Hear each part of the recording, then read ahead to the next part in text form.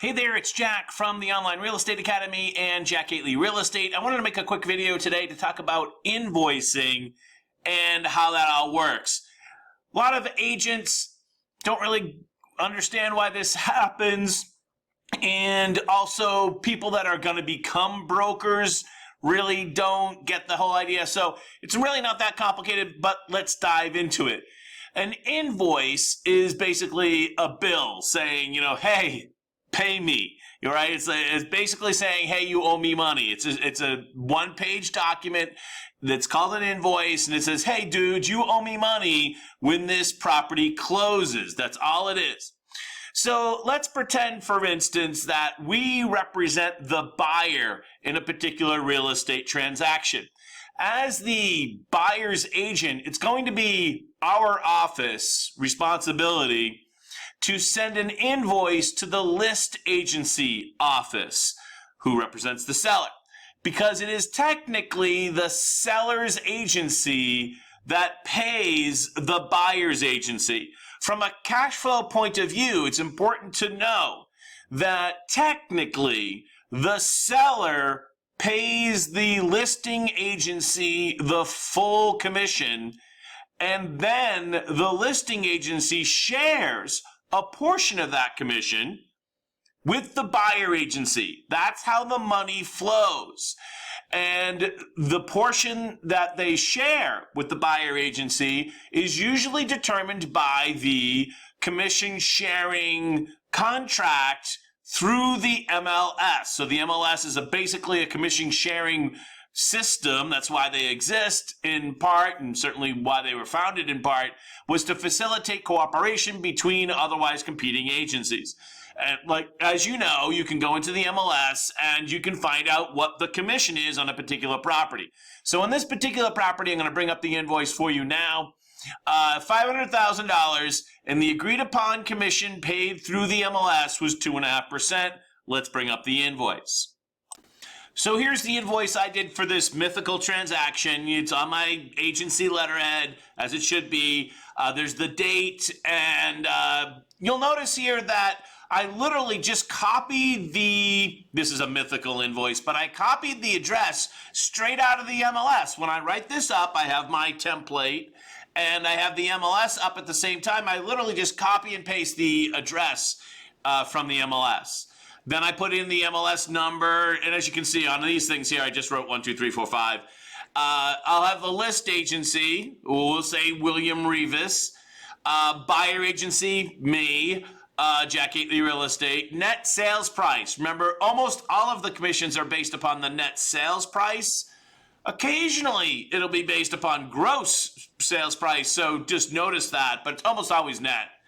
And then I'll just do the calculation. Buyer, $12,500.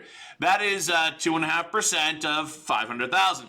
Make check payable to. We want to make sure they have the exact name to make the check payable. It should not be made to Jack Gately. It should be made to Jack Gately Real Estate LLC. And then our mailing address, right? So very straightforward. That's all it is.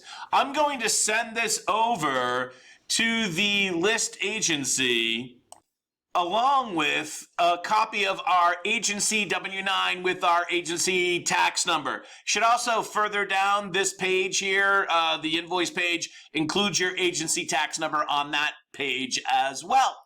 The one, mine starts with 47 something. I don't even know what it is off the top of my head.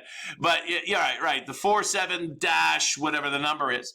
And why is that all important?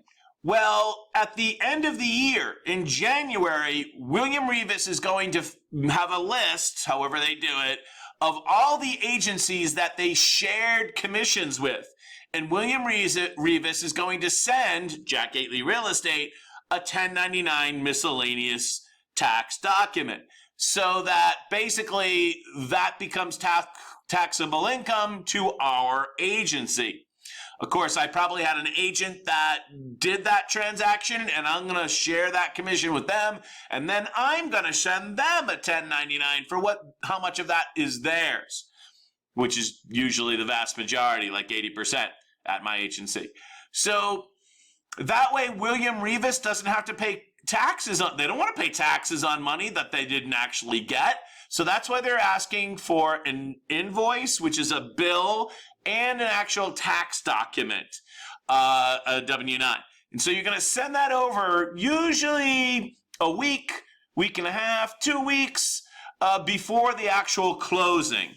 I think a week is fine, but some people like to do it before, whatever. You don't want to wait till the last minute because you want to make sure you get your check and all that, and there's no bumps in the road. So a good week or more.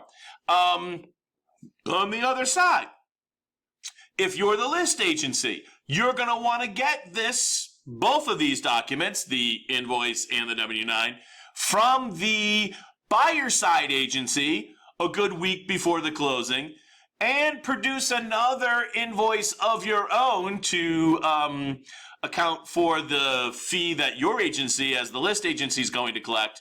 And you're going to send your invoice, the buyer side invoice, and the buyer side W-9 to the closing attorney's office. You could also send it to the other attorney if you want to as well. But at the very minimum, to the closing attorney's office. And they're going to use those documents. Trying to run a business here. Hold on. A potential spam, always. They're going to use those documents to pay out the commissions appropriately, to fill out the settlement form, and to pay everybody. So everyone gets paid at the end of the day. So that's how it works. It's fairly straightforward. At your office, you as the agent might do this, or the transaction coordinator, or maybe your broker does it. It really doesn't matter who does it. But if you want to get paid, it's got to get done.